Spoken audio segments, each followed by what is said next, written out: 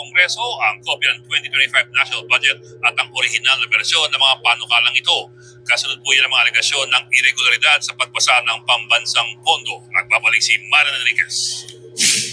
Ipinagutos ng Korte Suprema sa Malacanang, Senado at Kamara na isumite ang orihinal na kopya ng 2025 General Appropriations Act at maging ang mga bersyon ng panukala nito. Binigyan ng tatlo ng hanggang February 24 para isumite ang mga dokumento para yan sa gagawing preliminary conference sa February 28.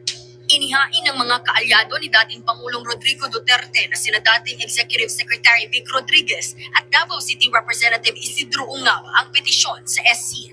Paniwala nila may unconstitutional irregularities sa pagpapasa ng 2025 budget. Gaya ng pagbibigay ng zero subsidy sa PhilHealth, iligal na pagdadagdag ng pondo kahit walang rekomendasyon ng Pangulo at paglobo ng budget ng DPWH. Kinuwestiyon din sa korte ang umano yung mga blankong probisyon sa bicameral report ng budget. Pero nanindigan ang mga miyembro ng Bicameral Conference Committee na walang irregularidad sa budget. Isusumiti naman daw ng Kamara ang mga hinihinging kopya ng SC. Mas maganda rin talagang para makinig po ng ating mga justices ng Korte Suprema.